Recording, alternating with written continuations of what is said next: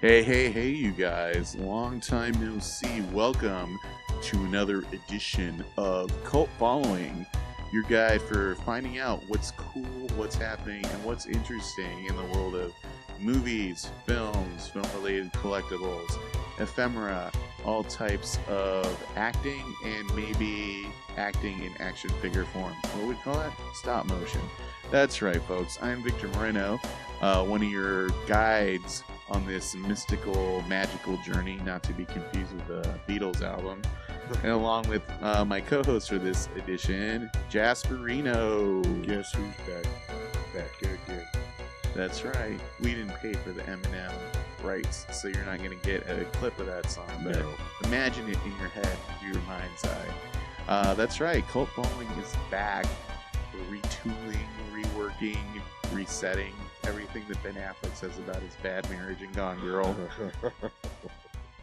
So we'll see. We're gonna experiment and see where it's gonna come back. But yeah, it's just a chance to give you a peek behind the curtain at the folks who like to bring you cult classics every month over at the Super Saver Silver Cinemas over in Phoenix. Join us in February 15th, Valentine's weekend, as we bring you Bram Stoker's Dracula. Yes. At 9 p.m. It's going to be a gothic Valentine for the ages. Tickets available at cultclassicsaz.com. You can also find us at Retro Rewind at the Thunderbird Lounge the first Sunday of the month, where we like to sell retro wares, VHS tapes, DVDs, all kinds of funky collectibles from the 80s, but mainly tapes. Come by VHS. That's right. You know you want it. And we sell them at good prices, and you can hang out and watch cartoons with us as we play stuff on the screen at the patio at Thunderbird Lounge on tape. Where else can you see tape projected in the Valley, people? Right. I'll tell you, nowhere. Find out more details about that at cultclassicsaz.com. You can see Jasper there, and he's going to be starting a new podcast unrelated to this one, all about VHS tapes. Absolutely. That we're probably going to talk about at some point during the show. Yes. All right. But yeah, we've been gone for a minute. You may have noticed. We have the Cult Following network of talent, and Adam and Joshua and Sean have been doing View and Spew Review, which is a cool concept, and we give them all the luck in the world on that. It's a lot of fun, which, if you want to find out about obscure movies and get some comedy going there, it's a good thing to check out. But yeah, the last year, me and Jasper separately have been going through a lot of stuff, trying to get back on track. So, we did a few episodes of Horror Cult, and, at some point maybe we'll come back to that with Kirby. But, he's busy too, recording some albums and with his band. But, I figured the time was right because, we got stuff going on. We miss, kind of talking about things we're passionate about. And this is, I think, a good way to open the door, if you will, the forbidden portal back into, hey, we like to get into movies and all this kind of silly stuff, and now that we've got some doors going and some things in the air, it's let's get this back on track, if you will. So hopefully you'll join us for the journey. We'll probably try to get some people on at some point, and we'll make it interesting for you, and hopefully join us for the journey. Not the band journey, but we'll try to make it interesting. Don't stop believing. I swear I'm overcompensating by throwing a pun every 2 seconds, but it'll be worth the ride. It seems like the stars aligned perfectly over the last couple months to bring us back together. Yeah. As far as doing stuff, and with Cult Classics restarting and jumping back into that, it kind of, I think, ignited the fire in both of us to get back to a scheduled routine of maybe doing some podcasting and other things that we have maybe neglected over the past year or so. I know I have. Mm-hmm. No, I agree with that too, because I liked, it's a good reason to get together with your friends outside of doing events, which behind the curtain here, folks, it's we usually hang out in, at the merch table while movies are going on. Right. So then that's pretty much that, and maybe eating afterward is the extent of our hanging out time, because putting on events and stuff is a job. So it's like stuff like this is the reason for us to like, hang out and shoot the shit at the same time, kind of making it interesting. Like you're eavesdropping while we're telling you about things we're interested in. Absolutely. Yeah. So, and that's kind of like what it is. Like we want to tell you about stuff we have going on, and at the same time, like hang out. So that totally works out for you, for us. We're a collective. You and us, we're on the same level. As I'm making hand signs, I'm not recording this visually. Maybe at some point. I could have done it today, but like I was telling Jeff, it took me like 15 minutes just to figure out that the sound was off. It was weird, yeah, sitting back down. Like I haven't like, I don't know how many, because I kind of exited the podcast before, I don't know, maybe you did 5 or 6, 7 episodes without me. Yeah. Right before the hiatus, if you want to call it that. Yeah, maybe not even that, because like I swear, like we might have just done like 5 episodes last year or something. Wow. Yeah, it was really up in the air. 2019 was a weird year for just stuff happening. Yeah. And changes, and I don't know, kind of Murphy's Law year, I think, is what happened, and hopefully we'll bring in 2020 back in a big way, baby. That's kind of how I look at it. Like I look at like 2018 as a lost year, right? And 2019 was the year that like I kind of was a whack-a-mole year. Like I'm coming back, bonk, coming back, bonk. Yeah, exactly. I was talking to somebody last night, and I was saying I'm starting to get hungry again. I haven't been hungry for a long time. Right. Anybody that's ever seen me physically, that's not a funny pun. That's like, it's like mentally and financially, I think hungry. Like I'm starting to get ideas flowing and things happening in my head. Like Victor mentioned, a couple months ago, strictly by chance, I bought 700 VHS tapes at a yard sale for $35. He said 700, guys. 700 with 2 zeros. I couldn't, being a VHS collector, I saw the little sign that they weren't even out. They were in the guy's house. There was just a cardboard sign that said 700 VHS tapes, $35. And I was like, walk away, Jasper, walk away. It didn't happen. I ended up taking a truckload of VHS home because how are you going to say no to that? $35. So even if there's 10 movies in there that I like, right, it makes it worth it. But I ended up with a lot of good 80s and 90s era action movies, which I added to my own collection, which was already 300 to 500 large. So I got the brilliant idea to do the 700 Tapes podcast. I don't know where I got that number at. It's like the 700 Club. But I am totally thinking about doing a 700 Club, like a T-shirt package or something. Join the 700 Club, and I'm just going to wait for Pat Robertson to sue me. That'll make it even more. I'm suing the 700 Club because their satanic videos are making my Satanism less relevant. I was thinking about making a video where I prayed with my eyes shut really tight.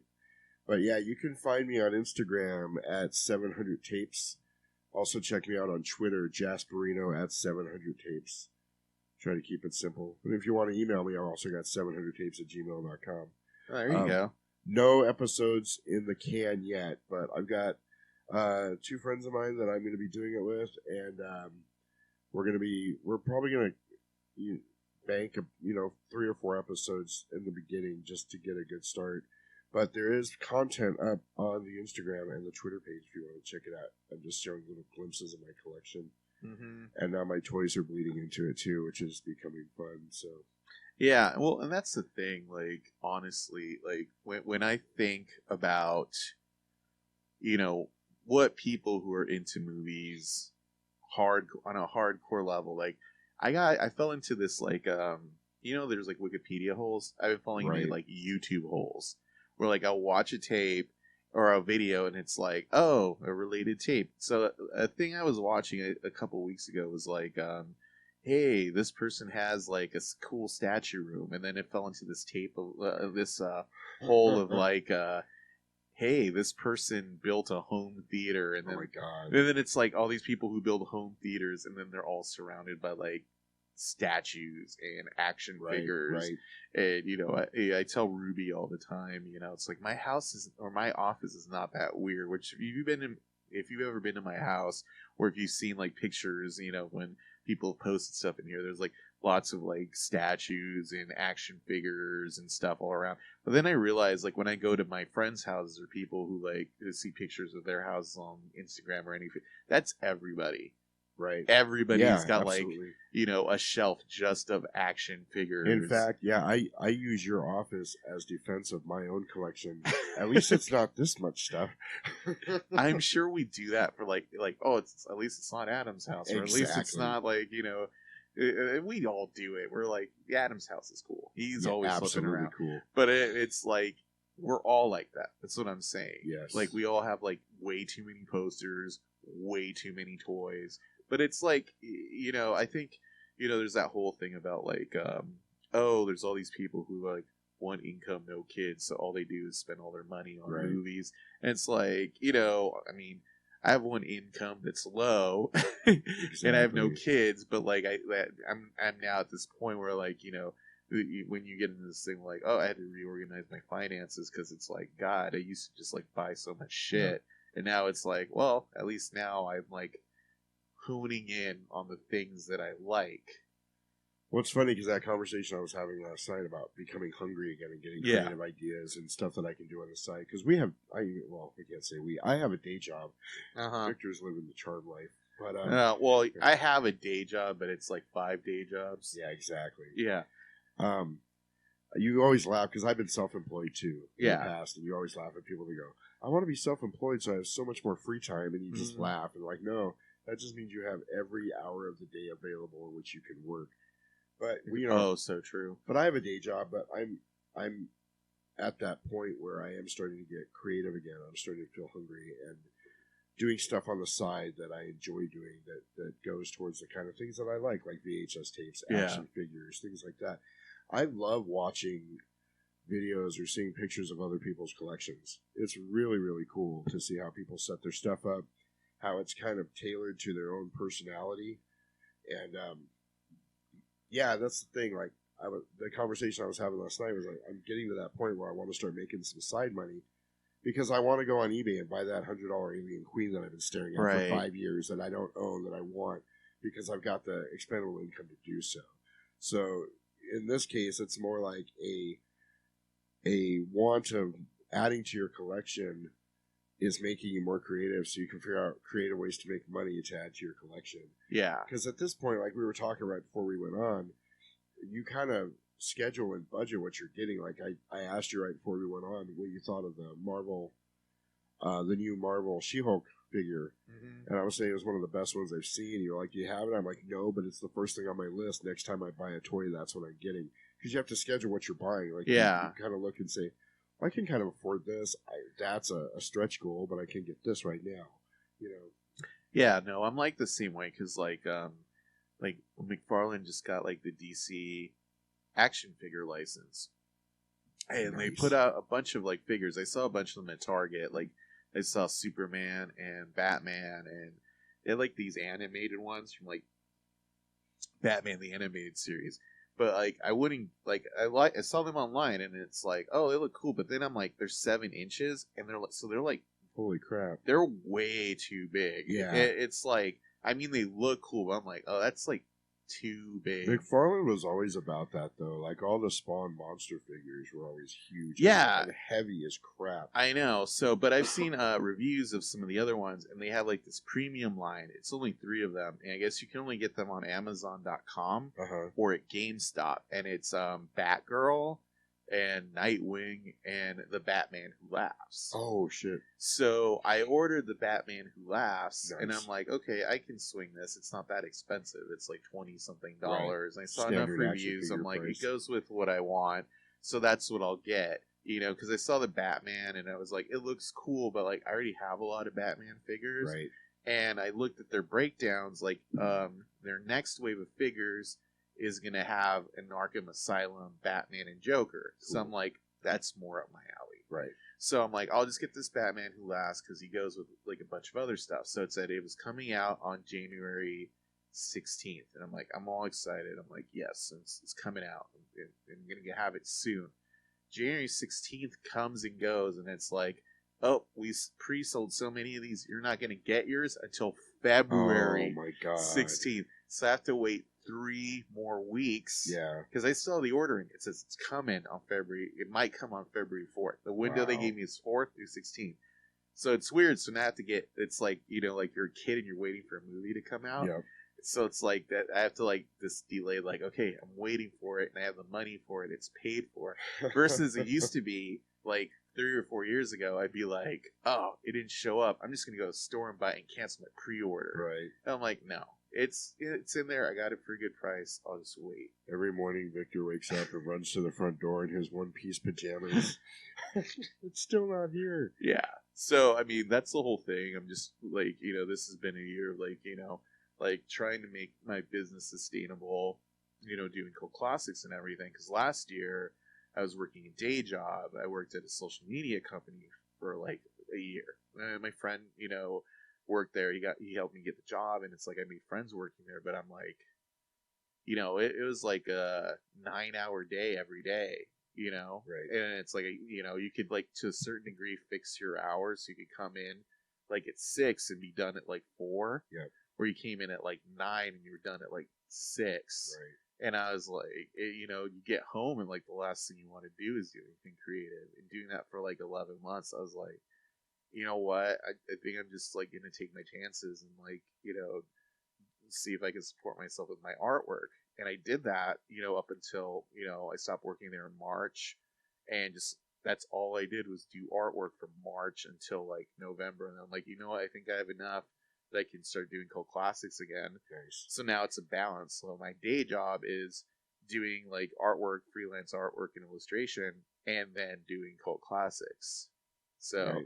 Those, it sounds really rad, but it's like a ton of work, Like for a minute, I actually thought like maybe I should do a podcast on being like, a freelance artist, because God, that has its own fucking challenges attached to it. Right. But for the most part, it's like you don't want to think about that all the time. It's like, you know what? I want to talk about some of the cool movies that like, I enjoy, and hopefully more that are coming down the road that I want to see. Yeah, and I'm lucky enough that I've got a pretty good gig for a day job.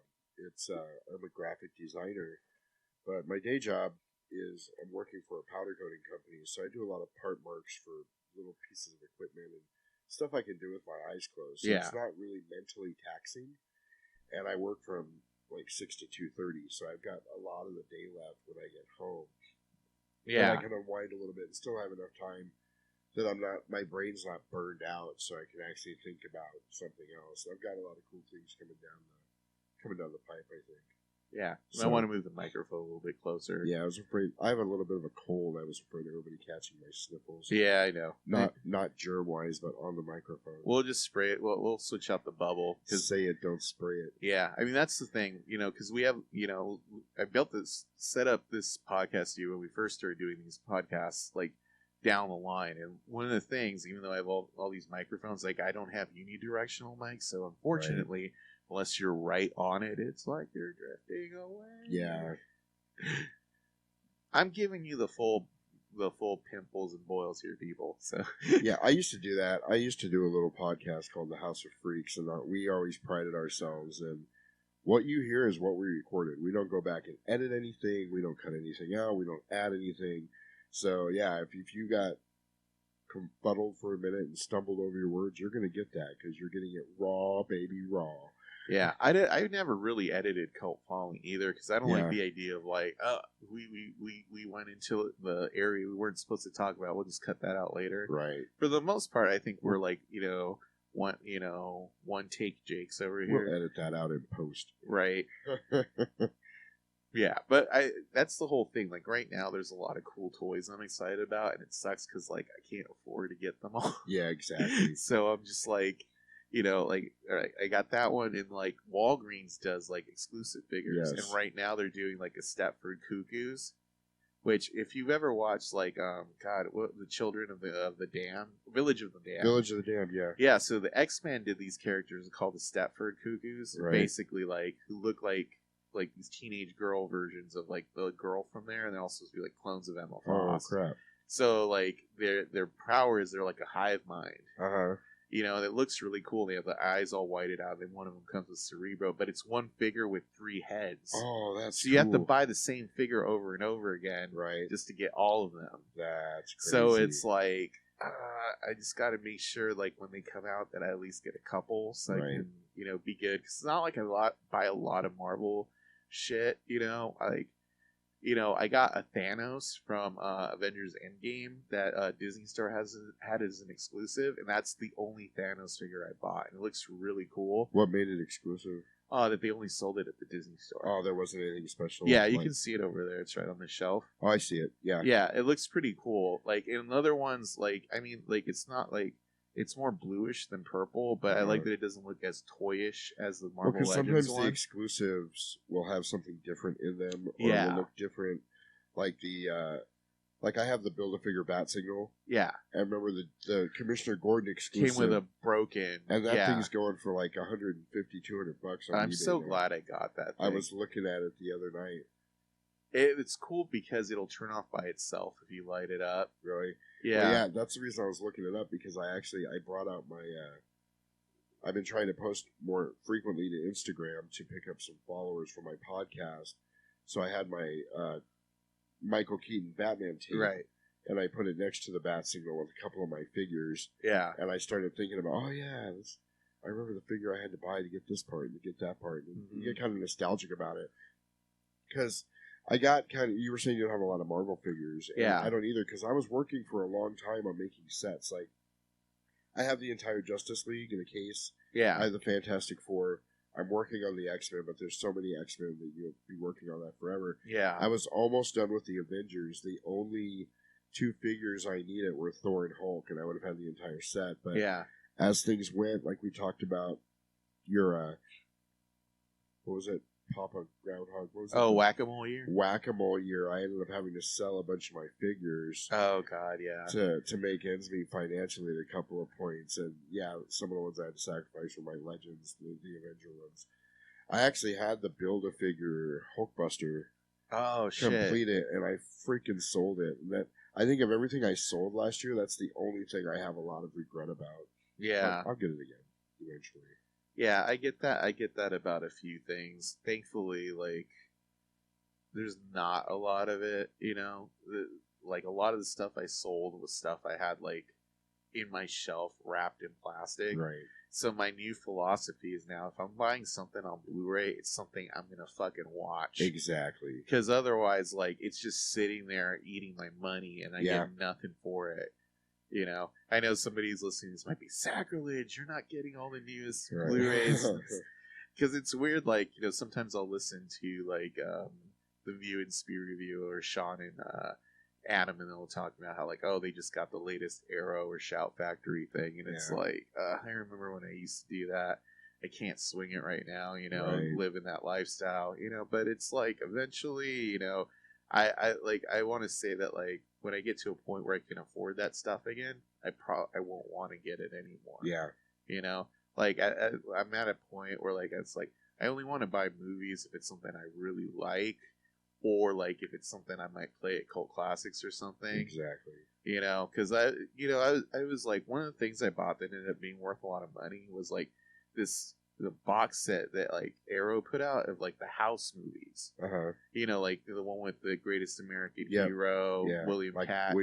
And I was like, you know, the poster for that movie was freaking me out as a kid. And then I got it. The doorbell. I love it. And then it's like, you know what? Like, I never like, I would watch it sometimes on streaming, and then I was like, I'm probably not ever gonna open this thing. Yeah. You know, so I went through a whole thing, like, you know, at Black Christmas, and I'm like, I remember liking that movie years ago, still wrapped in plastic. I'm like, I'm never going to watch this. So I literally pulled out a box of movies. I was like, look at it. They're all wrapped in plastic. Yeah. You know?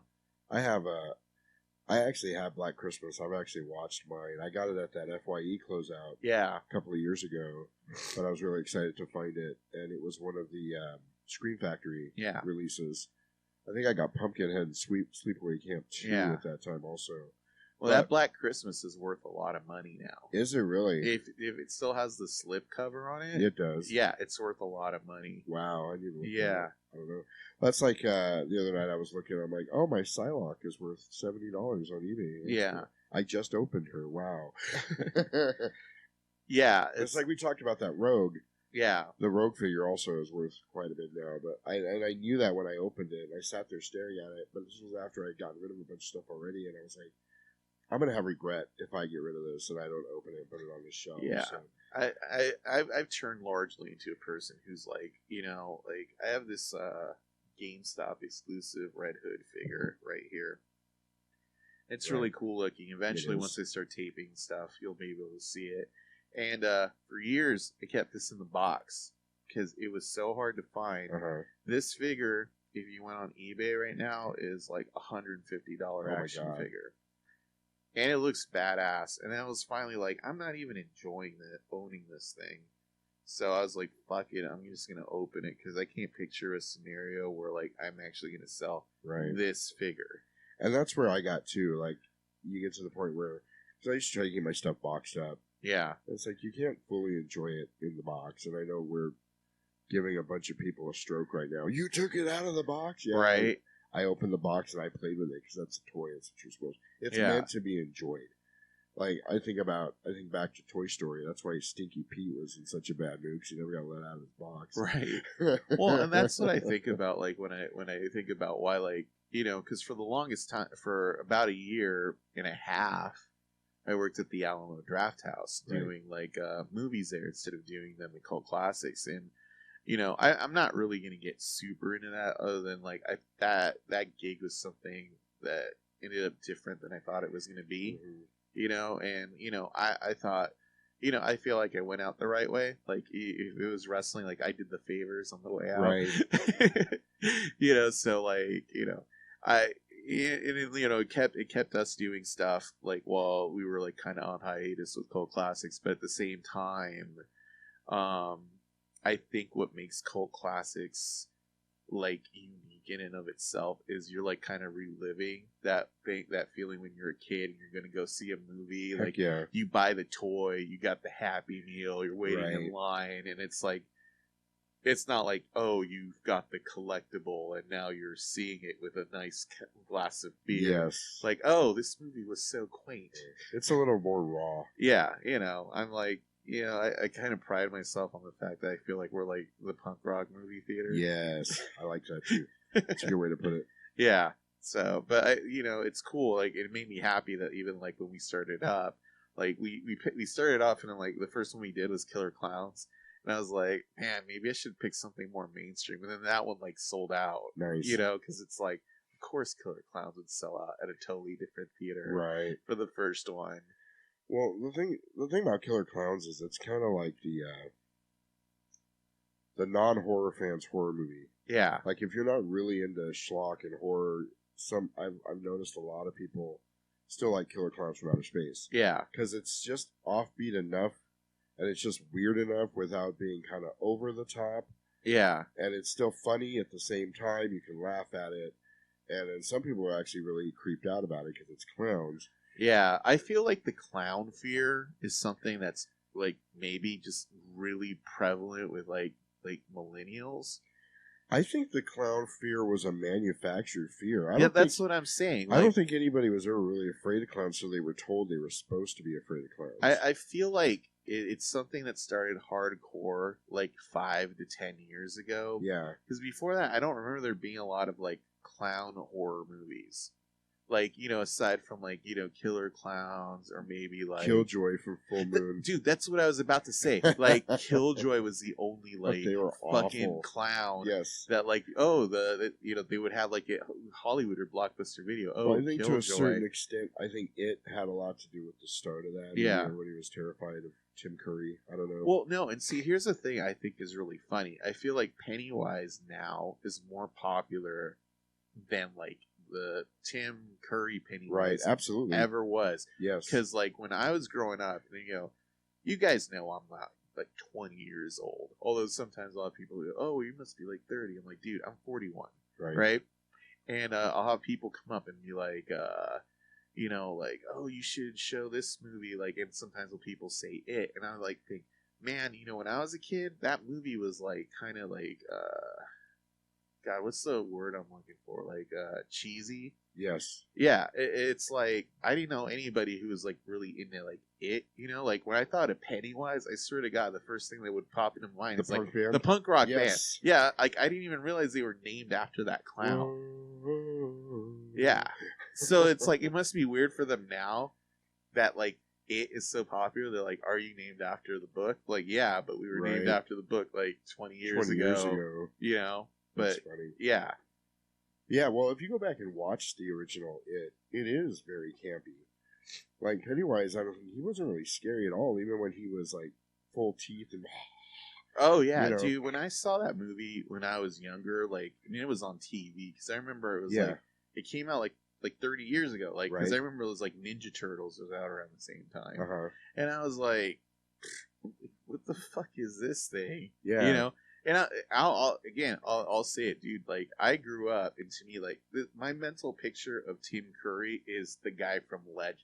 It's not like Dr. Frankenfurter or like, you know, a lot of, or you know, or he was like, what was the thing he was in when he was like a pirate? Oh no, never mind. I was thinking Robert De Niro. Oh, there's something else he was in, and it'll come to me later, I'm sure. Like. Maybe was he in Hook? No, that was Dustin Hoffman. Oh, but like you know, like I didn't have like the typical like you know like oh yeah no you know Dr. Frankenfurter's in this or like you know I knew like Tim Curry from like Legend because he did voices on cartoons. Right, he was in the Wild Thornberrys. He was the dad. Yeah. Oh, he was on the Pirates of Darkwater. That's it. Yeah, yeah. He was like a voice actor. I was thinking about Robert De Niro. He was in Stardust, the the movie that's such a good movie. It's very underrated. The Neil Gaiman book is amazing. Yeah, he's like the cross-dressing pirate captain. So funny, dude. That's such a good movie. It's like one of Matthew Vaughn's first movies too. The guy who like did Kick-Ass and the Kingsman. I just remember I'd read that book like 10 years before the movie came out, and I was super excited about it. And it didn't disappoint. Usually you're like, oh, the book was better. The book still was better, but the movie was very well done. It strayed from the book a little bit. Yeah. But it was a beautifully filmed movie. And yeah, I think all the casting was perfect. Yeah. No, that's a really good movie. Speaking of pirates. But yeah, it's like one of those things. I remember watching the 1998 movie and I was just like, I can't watch this. Right. And I was like 11, dude. Well, I remember having it on. But I think, honestly, the first time I watched it, it was boring. Like, I paid attention, like, every time the clown was on, I'm like, oh, what's he doing now? But the first time I really got the whole feel of that movie was when, right before it came out, the first It, a couple of years ago, I went and found the original because I wanted to watch it before I went and saw the remake because I was like, comparing. And this is one of those rare occasions where the remake just blows the original out of the water. Yeah. That doesn't happen very often. But it's kind of like we were talking right before we got on about the Suspiria remake.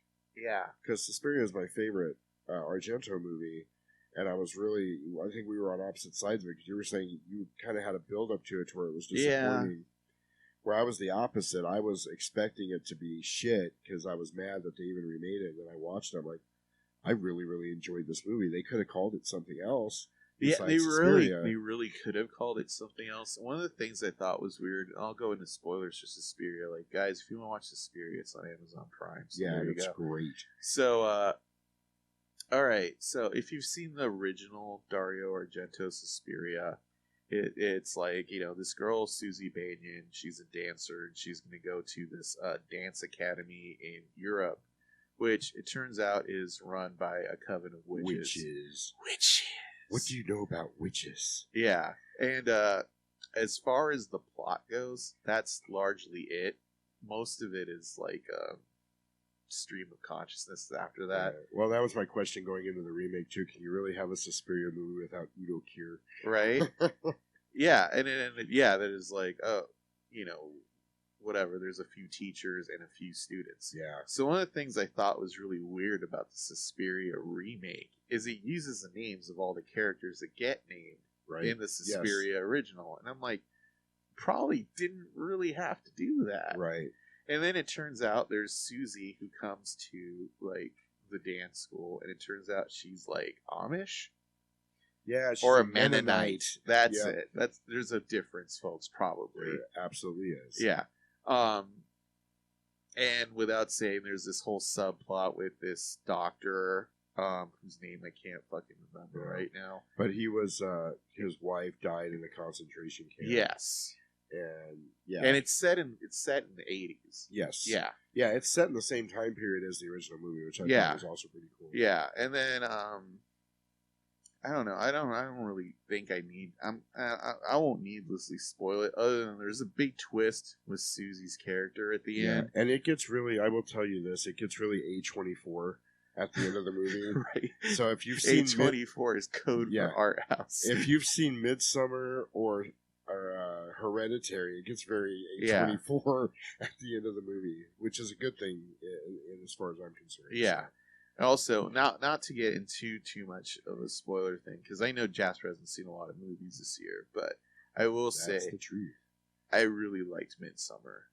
Midsummer was amazing. Dude, I didn't watch that movie until it came out on video, because shit kept coming up, and like there's a one weekend where Ruby was out of town, and I was gonna go watch it at the Draft House, like at like 11 or something, and then I was like, you know what, I'd really rather do something else. Yeah. And I literally drove down there, and I'm like, you know what, never mind. Well, here's what I did. And this is just kind of to sum up my 2019. I kind of crawled into a cave mentally and emotionally, and I didn't watch one movie. I didn't watch one single movie at the theater last year. Yeah, that's crazy. So, which is crazy for me. But on Thanksgiving weekend, I ended up with like 4 or 5 days off in a row, and Voodoo had this crazy $4.99 sale.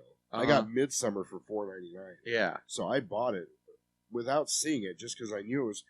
A24 is one of those production companies where I will pretty much buy it because I know it's going to be a good movie. I don't think I've ever seen something by them that I haven't enjoyed. Yeah. So I went ahead and bought Midsummer and watched it, and I bought a bunch of other stuff that weekend too. I probably spent $35. That's really good for a $5 movie. Right, and I got Cabin in the Woods, which I don't own on physical media either, so I was pretty excited about that. I got a couple other of good gems. But now I think they have my number now, because this last weekend they had a $4.99 horror movie sale. Yeah. And I'm like, was that across Voodoo, or did they market that it was across Voodoo, because I thought about getting some stuff, but then I was like, oh man, most of the stuff on here I already have. I bought a couple of things, but I can't off the top of my head tell you what they were, but I haven't watched it yet. I think I bought a couple of things that I've been wanting that I've already seen. But anyway, Midsummer blew me away.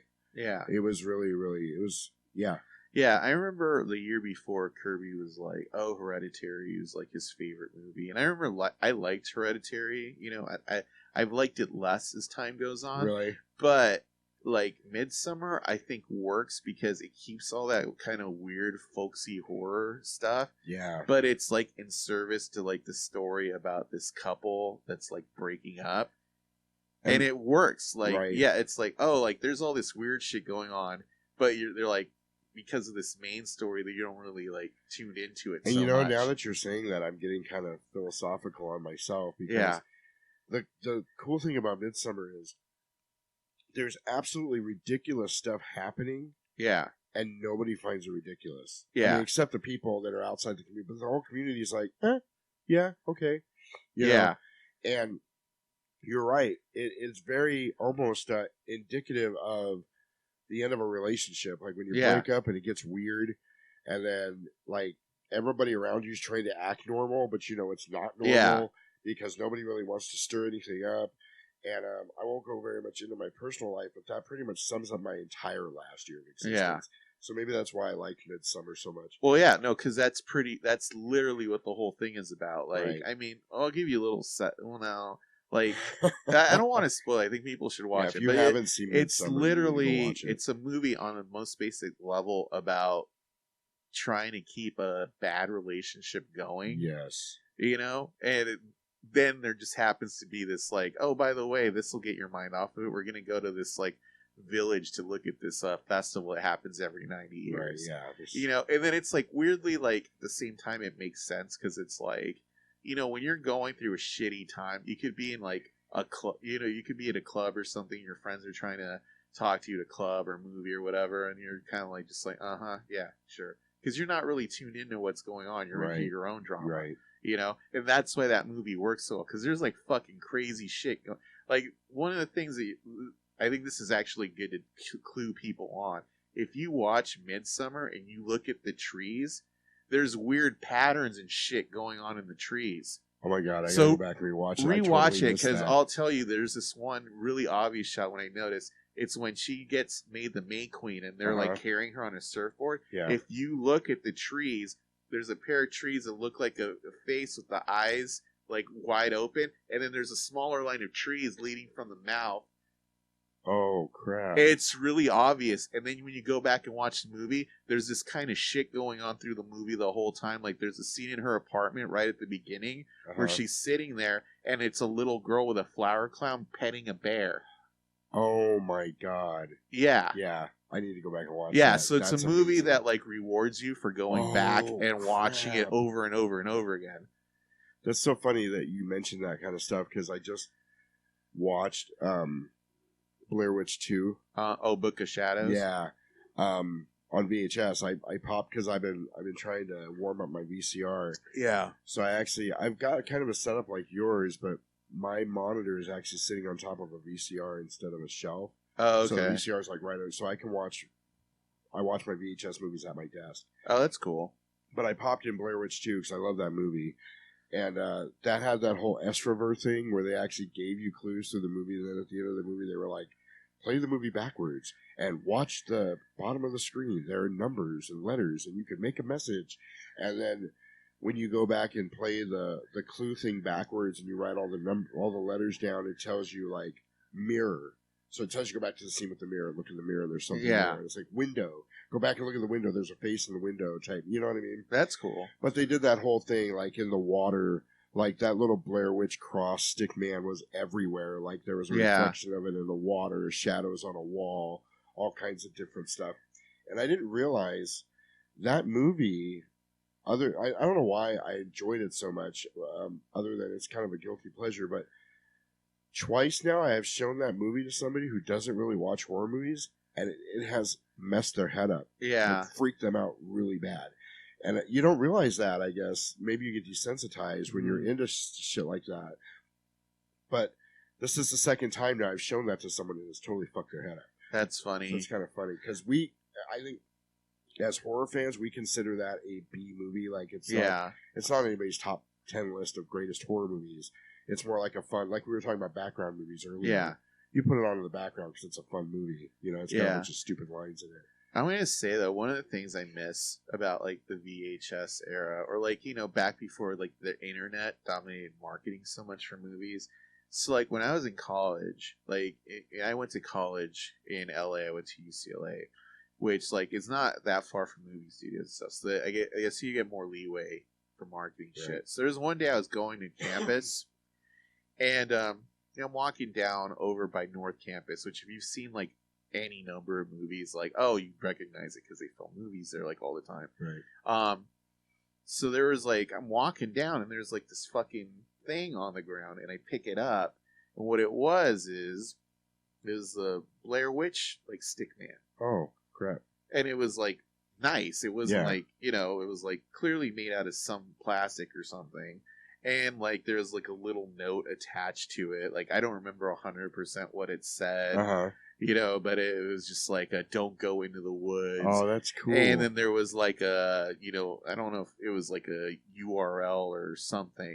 Because now would be a hashtag. Yeah. But it was like, you know, the Blair Witch Project or something. Wow, that's cool. So, like, I remember I was like, what the fuck is this? Because I'm walking around and I ended up picking up like 2 or 3 of them, and some of my other friends who were, because this is where the English and the film department was. Like, what the fuck is this thing? You know? And then you'd go online and Blair Witch Project, you know, on like fucking Google or Yahoo.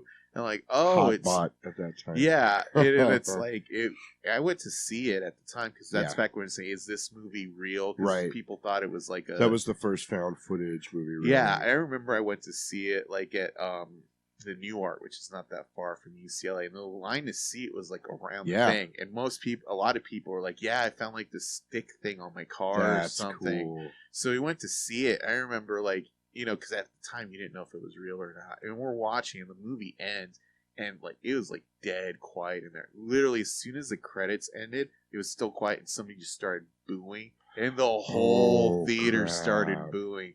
And that's like my like mental picture of the Blair, because this was before it came out in like main release. Yeah, and it was like, because we were just like, is this real? I heard this is based like this is like, it's real footage. Yeah. Another time I went to a thing like that at that same theater for The Ring, because that came out in 2002, and a bunch of people in the parking lot had tapes on their car. Oh, that's cool. I was mad I didn't have one. I was like, man. But yeah, it was the tape from the movie. That's freaking cool. I bet you those are like worth a lot of money now. Well, the thing is, like with Blair Witch, the reason I was so hyped about it was because Fangoria pushed it so hard. Yeah. Like I read there was a whole story about it in Fangoria, and they said it was going to be the scariest movie of 1998. So I think it was the year it came out, 1998 or 99, whatever. Yeah, it came out. I think it came out. I'm trying to remember. I think it was 98. Was it? Yeah, it was 98 because I was still in junior college. Yeah. So this was it. Yeah, so this was El Camino, and then when The Ring came out, I was at UCLA. Yeah, and I had to drive up to go to the Newark because that was the only theater that was showing it. And I remember one of my friends was like, "Oh yeah." Like Trent Reznor was at the screening right before this one. Oh wow! Yeah, it's like I saw it at the Harkins that would later become Madcap on Mill Avenue is where I went and saw it. Yeah, and nobody would go with me. Like I was telling everybody about it for weeks before. I was like, Blair Witch is coming out. Are you going with me? No, I don't want to go see it. Yeah, and I ended up going by myself. Yeah, but yeah, I enjoyed it because it was different. Yeah, and then I didn't have any idea what a genre it was going to spawn behind it. Of shaky found footage. And this was like around the time when I was still kind of, because I grew up next to like a video store, so like how I learned about movies is probably the same way that Quentin Tarantino learned about movies. You go there and rent everything, right?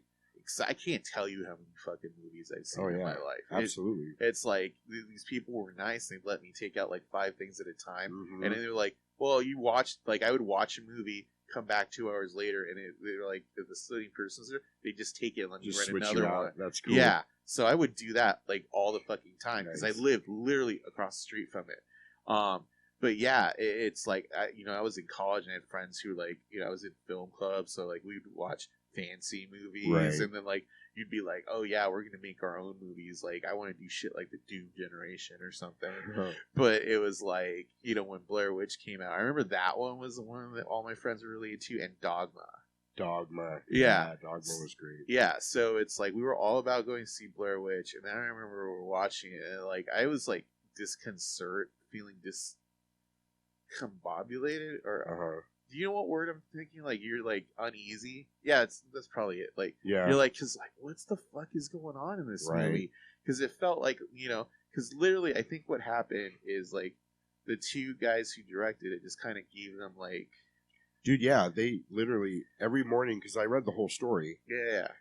They were camping in those woods, and they had no idea what was going to happen the next day. Yeah, they would set up things. Yeah, they would wake up the next day, and outside their tent there would be a little milk crate with a rough sketch and more tapes and like a rough idea. Go here, go here, and go here. Yeah. And that's what they did. Because I remember there's that part of the movie where they're like going through the woods and there's a tree and it has all those Blair Witch stickmen hanging from it. And I remember at the time that's what people were all freaking out like. And this makes you sound so dumb when you see it, especially. But then I remember years later when like Paranormal Activity came out, and like I remember sitting there with kids who were going to ASU, and they were like freaking out because the baby was moving on its own. Oh my god! And it's like this is the equivalent. It's the same fucking thing. Yes. It's like, oh my god, there's fucking because if you don't know that it's real or not, it's like, what is this? Some pagan shit? Yeah, exactly. And it's like, not to disrespect pagans. Some of my best friends are pagan. But, I'm just saying at the time, you're like, again, I'm trying to date myself here. This is like 1998. I was probably 19 years old. Right. So I'm not very bright, I'm like, I don't know what the fuck is going on here. You know, You're like still trying to figure out if the movie's real or not. yeah, largely that's going on. So it's like it's weird because it's not like something like The Witch now. Like you know, you're like, oh, okay, the whole thing is presented to you as like a movie. This is like it just starts. Yeah, it just starts. Yeah. You're in there. They're like exploring this thing. They're filming it, and like they died or something happened, and they got their film right. And you're just like, okay, and it's and then there's the one scene at the end where the kid is like facing the cellar. Yes. And I was like, what the fuck is going on there, man? Like, do you remember? You and I went and saw the Blair Witch, the movie. That's right, Blair Witch. Yes. Yeah. And it was awful. It was so bad. But later on, like that whole part in the movie where the guy came out and he was like 40 years older or whatever, then he was like, oh yeah, the guy from the original movie. Yeah, and he was like, how long have you guys been in here? And then we had gone to LA to LACMA. Yeah. And we got lost in that maze thing in the museum, and I came out and I was like, how long have you guys been in here? We That's right. Laughed and laughed. But the cool thing about the video store era was the same thing. Like, you didn't really have any idea what you were getting into. Because, especially once direct-to-video started coming out, you could get a direct-to-video horror movie, and it could be amazing. Yeah. Or it could be absolute trash. Yeah. But you didn't know by buying it. And I started getting into, I saw patterns. Usually the better the cover was, the worse the movie was going to be. You know? But that's how I saw Night of the Demons. Mm-hmm. That's how I saw lots of Pumpkinhead, Rumpelstiltskin. If anybody I remember that. Movie. That was great. That was a good video rental. But that's what we did in high school. Yeah. I was telling my son the other day, I'd taken him out for his birthday. We were talking about because he's into Mortal Kombat. And I was like, you don't understand, man. When Mortal Kombat came out, that was like the game. That was like the game to go play. And not every store had it. Like, and then I started thinking about when you could go to a 7-Eleven and play a video game. Yeah. Because they had boxes. But I was telling him, my friend Dave and I, we would go there and play Mortal Kombat on Friday night. And after we spent about $30 in quarters, we'd go rent horror movies. And that's what we did with our entire weekend. Yeah. And I think that's kind of been lost with digital streaming because everything's at your fingertips right there. Yeah, because, I mean, and that's the thing, because I remember when I saw, like, the Blair Witch Project, I had, like, friends, because, like, right next to the New York was this place called Cinephile Video. It was called, Cinephile. And what's funny is the dude who ran that video store ended up running this theater called Cinefamily years later. That was really cool, except then he turned out to like end up take liberties with the female employees and the whole thing ended up shutting down. But he was a really knowledgeable guy. His name was Hadrian. And you went in there and they were like, oh, if you like this, you should check out this movie called The Last Broadcast. Which is like a guy who's like, he's doing like a documentary about like this killer or something, right? And it's all done in like tapes, just like the Blair Witch Project. Oh, wow. Except he gets to the point where he figures out what it is and he's not happy with like, so he like kills the guy who's helping him do it, and then he just starts over. Oh crap! Yeah, so it's like, it's really. I've heard of that movie, but I've never seen it. It's actually really interesting. I gotta check that out too. Yeah, and then like the other thing that people were like was like, oh, the Blair Witch Project was also a lot like Cannibal Holocaust. Oh, kind of, but except Cannibal Holocaust, it's fake from the get go. Yeah. Although what I always love about Cannibal Holocaust is the part where they're showing him the fake snuff movie those guys made. Oh yeah, like everything you see here was fake. That's actually real footage. Oh my god! So it's footage of people being executed and stuff, and that's actually all real. But the thing, like with Cannibal Holocaust, I think at one point, the director had to prove the actors were still alive. Yes, because people thought it was so real. They thought that the people actually died. He had to prove they were still, in fact, alive and kicking. I remember years ago, I met the guy who directed Cannibal Holocaust. His name was he's still alive. His name is Ruggero Deodato, yes. And what's funny, I think he has a cameo in one of the Hostel movies. Oh, nice! Playing a cannibal. Nice, cool. But I think it's the same one that Takashi Miike is in. But what's funny is I think Kirby might have been there or somebody else. But like we were talking and like. I think either I or somebody else asked him there about like what he thought about Cannibal Ferox. Oh my god! I was totally gonna say, Yeah, please tell me you didn't tell him that you thought Cannibal Ferox was a superior movie. yeah. So this guy This will lose his mind. Oh yeah, no, he totally lost it. Like, you know, it's so basically the question was like, oh, what did you think about like other people following what you were doing with like Cannibal Ferox? Oh my god! And he's like, you know, because I think at the time, yeah, the guy who directed Cannibal Ferox, Umberto Lenzi, like he Yes. died recently. Yes. But at the time he was still alive. so he's just like, what do you think about Umberto Lenzi and Cannibal Ferox? And he's like, you know, and he spoke English. He would like act like he didn't. Played it up. Yeah, like because we were like, I met Tajiri from WWE. He does the same thing. Yeah. He pretends he doesn't speak English. But I heard him speaking perfect Spanish to somebody. Oh my god, that's funny. But so he's like, what I say to people who like Cannibal Ferox, I say, fuck him. Fuck Umberto Lenzi. Fuck him. Oh my god, if he could have got away with murdering him himself. Oh he yeah, done it. he did He not hated care that for that guy. Oh my god. Yeah, he called him a hack and a thief and all kinds of crazy shit. Yeah. He had no qualms about telling you what he really felt. Yeah. Hilarious. It's so funny. It's so funny you said that because I was totally thinking, did you totally rib him about Cannibal Ferox? Yeah. That's funny. Well, yeah, because it totally tries to play itself like it's a sequel to Cannibal Holocaust. Yes. It even has the same guy, Right? the professor guy, Yeah. who was a porn star. I think he died like last year. Yeah, well, it was confusing for a long time because I thought they were the same movie, but different Right. cuts of the same movie because of that.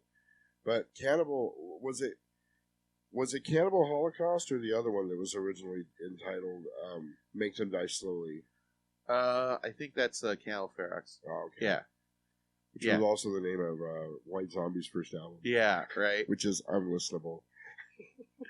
You know what's weird is I actually really like Cannibal Holocaust. That's like one of my favorite movies. Yeah, well, a lot of people... And it's like, what? Like, no, dude, actually watch Cannibal Holocaust. Yeah, it's a really good movie. It is, and a lot of people get freaked out because of the animal deaths in it. Yeah.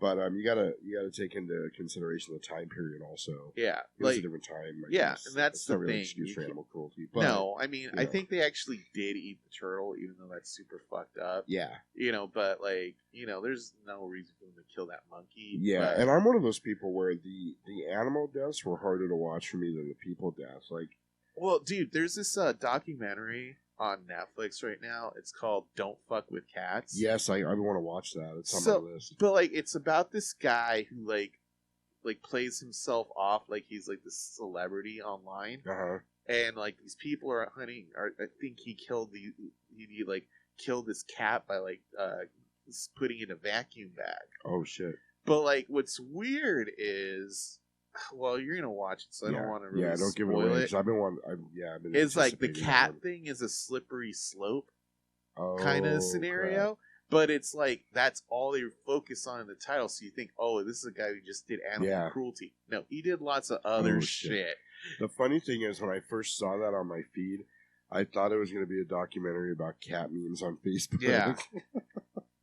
But like the way it starts is so stupid. It's just like there's like, oh, you know, I'm an accountant for one of the biggest Las Vegas casinos, but my real life is on the internet, and the first rule of the internet is don't fuck with cats. Oh I'm my like, god! oh god, just kill me. This is so stupid, but it's actually really interesting. I recommend watching. I watched a really weird movie last night called Lose. Lose? Have you seen it? No. It's on Shudder. Oh, no, wait, Luz? Yes. Yes, I have. It's seen on Luz. Shudder. Yeah. And that's actually, I haven't posted this yet, but I did do a list of my top like 15 horror movies of last year, and that's on my list. Really, it was a great movie. It's super good, but it's a really kind of what the fuck movie. Yeah. But I love the way it was done. It was very artfully done. Yeah. But here's the problem with that movie. I'm sick. This is the best I felt in 2 days. Yeah. I watched that movie high on Sudafed. It's probably made it better, dude. And here's what I was doing. I started watching it, and I would get really drowsy, so I'd pause it and I'd fall asleep for 10 or 15 minutes, and then I'd wake back up and I'd continue the movie. And then I did this 3 or 4 times during and I had the most fucked up dreams of my life on Sudafed and Luz. Yeah. But yeah, it was, dude. if you liked the Suspiria remake, I bet you really like this movie because they're very similar. So Don't Fuck with Cats? No. If you liked the Suspiria remake and you liked Lose, they're both. I think they're they are really similar. They are really similar. Yeah, they very much are. But yeah, it was. Yeah, I liked it a lot. Yeah. I really enjoy. I enjoy those kind of movies. I guess that make you kind of think. Like you have to get the message out of it yourself. Yeah, if you haven't seen it, it's a German horror film that came out last year. That it's about demon possession. Yeah, and a cab driver that wears her hat backwards. Yeah, basically, like the gist of it, it's a demon that possessed someone that fell in love with one of its hosts and is trying to get back to its preferred host. It's really good. Like Venom if it didn't suck. Right. But it's Luz. Yeah. And if you have Shudder, it's on there. So yeah. If you don't have Shudder, I'll say this, dude. I think Shudder had a really good year last year because the other thing you should watch on Shudder if you haven't seen it that's really good is Tigers Are Not Afraid. Oh no, I haven't seen that. Yeah, that's on there. That's super good. It's very Ruby won't watch it because I told her enough about it. She's like, yeah, no, shit. I'm good. But basically, it's like a fair I'd say it's like a dark genie kind of story. Like it's not about genies, but like a fairy wish. Got you. But it's set in like the most drug cartel set part of Mexico. Oh shit! And it's about this girl whose wishes get granted. I saw the preview for that. Yeah, I do want to see that. Yeah, it's on Shudder. That's awesome. Yeah, I'm doing that tonight. Yeah, and then this other movie I saw in there that's pretty good. It's called Sequence Break. I haven't seen that one. It has the dude from John Dies at the end, the guy, the one who's talking to Paul Giamatti, and he's a repairman at a video arcade, and then he falls in love with this nerdy girl. But then, think of the rest of the movie as Videodrome. Oh shit! Yeah, it's basically cool. Videodrome with an arcade game. Oh my god! Yeah, that's cool. Yeah. I'll check that out. That one literally just came out 2 weeks ago. I thought about doing a review of it. But they also just added A Girl Walks Home Alone at Night. Yeah, which is one of my favorite movies. I've never seen that movie. Are you serious? Yeah, I love that movie. I need to watch it. I really like The Bad Batch. I'm sure I'd probably like that. Well, it's on Shudder now, so check it out because it's really, really good. It's kind of off the wall and different. That's why I like it. Yeah, I think what happened was people hyped up A Girl Walks Home Alone at Night me too much, and I lost interest because of that. I get that way too. Yeah, I'll catch it at some point.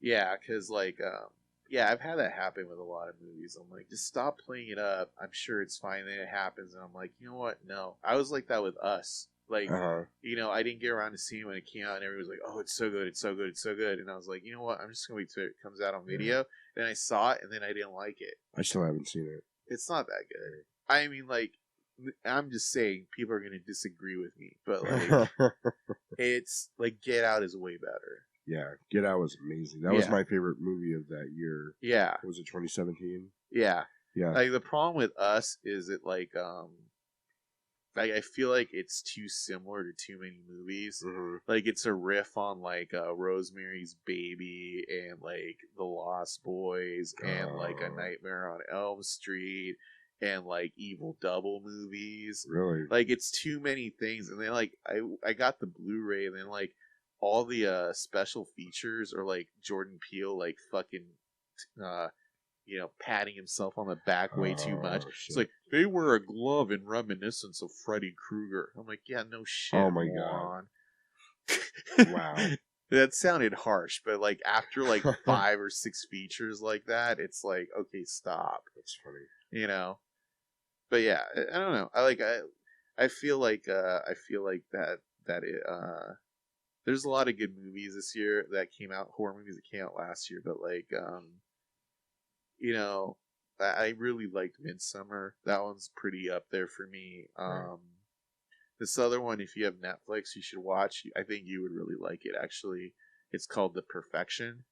Yes, I have. That's actually on my list. You should watch that. That's on Shudder, too. I almost watched it last it's on night. Shudder? Yeah, I thought it was on just on Netflix. Or maybe it's on Amazon. I think it's on Amazon Prime. Oh, okay. Where I saw it, because I almost watched that instead of Lose, but I was more in the cover looked more interesting. So. Yeah, I don't know if I know for sure it's on Netflix, Nice. but yeah, it's really good. I keep telling people don't like it's one of those things. It played at Sundance and Netflix bought it, and it was like, oh, it's on Netflix, and then it just kind of got lost. There was like a movie like that last year too that I saw. It was called Velvet Buzzsaw, and it was like it has Jake Gyllenhaal in it. It's like the same guy who did Nightcrawler. Oh, nice. But it's like about a dude, this girl, she works for an art dealer, and she's like on the verge of losing her job. And then this guy who's like in her apartment building, who's like sick, dies. So she breaks into his apartment and she finds tons of like paintings.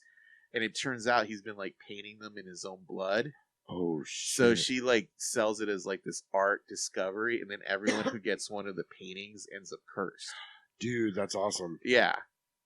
Cursed objects. That's yeah, cool. It's actually pretty interesting. It's like not awesome. It's not like super good, but it's good. It's you good. know? Interesting movie. Yeah. Yeah, that's cool. Yeah. Velvet Buzzsaw, is that what you said? Yeah, and it's funny because like Renee Russo's in it, and she's like the person who owns the art house, and that's like her. She used to be like a punk rocker who becomes an art dealer, so that's her like punk rock name. That's funny. Yeah, that's cool. All right, we're talking. Well, I think we were gonna do a John Carpenter thing, but I think we kind of hit it with Blair Witch. I think we kind of did. Actually, yeah. I was thinking that. I was kind of. There wasn't really a segue. Yeah, maybe I was like, we time. could do that next time. I think this was like a good, like, yeah, you guys, we talked about the Blair Witch Project. That was kind of like the meat of this episode. You know, I just want to apologize to everybody. I didn't know. I didn't know what we were doing. Yeah, we all both kind of sound sick, so it's like that was my Blair Witch. Yeah, this was the sniffly episode. I actually did when I started the House of Freaks podcast. I did a promo. You can actually find it if you go to YouTube and look up the House of Freaks podcast. There's a YouTube channel with a few short videos.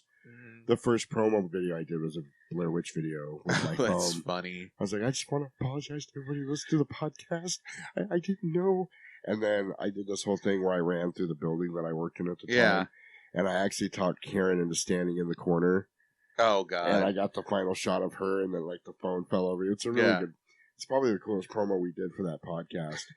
The podcast isn't up anymore, but those promo videos are on YouTube if you want to check them out. Just the House of Freaks podcast. I think they have, like, 9 views. So if you want to there's views. Always something like that. Anyway, remember, while I'm plugging stuff, to check me out on Instagram. At 700 Tapes. I'm also on Twitter, Jasperino at 700 Tapes, for our upcoming VHS podcast of the same name. Right. And we'll see about, I don't know when the next one will be, maybe in a week or 2 weeks. We'll see. Bi-weekly sounds good. Yeah, bi-weekly sounds good. That means every 2 weeks. Every 2 weeks. For you guys. Yeah. You know, we'll like talk about stuff we're watching, you know. This probably won't be as stream of consciousness as this one, but I don't know. Like we're both high on Sudafed. So. It's really funny when Joker came out, we went to go to the Loft and they were selling Joker beer.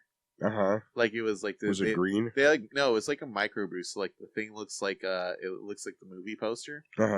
And I bought a bunch of them. So like I want to see if Joker wins Best Picture. I want to open. It's an IPA. Yeah. I want to open up and see what it tastes like. Nice. That's cool. Yeah.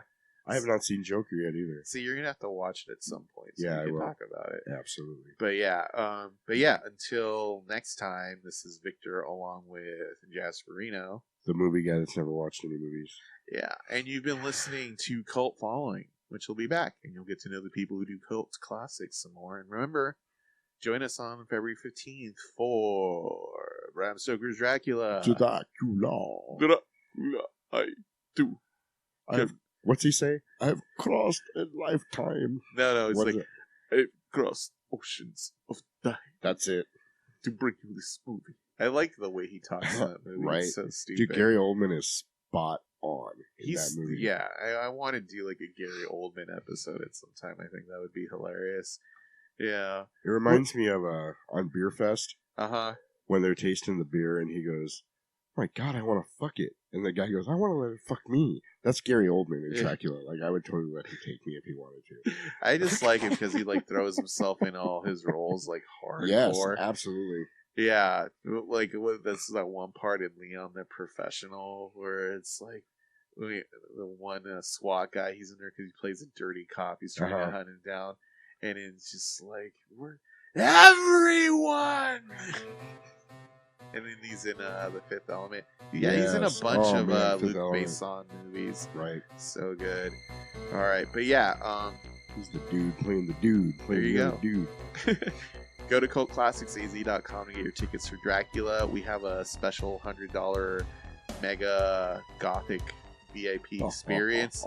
Don't sleep on that. Those are actually moving pretty fast. We only have 3 of them limited left. quantities. Yeah, we only have 3 of those packages left. So if you want to do something nice for your lady and not really have to plan it too hard, get that. You'll be golden for at least a month. If you want to guarantee for some loving on Valentine's Day, right? And your lady's into horror, that's the way to go. Boom. All right, so until next time, this is Victor along with Jasper. Find us at cultfollowing.co. Check out our YouTube channel. You will find all our other podcasts on there as well, including the Spear Review. And until next time, see ya. I don't have a clever tagline right now. I'll just loop some Return of the Living Dead or something.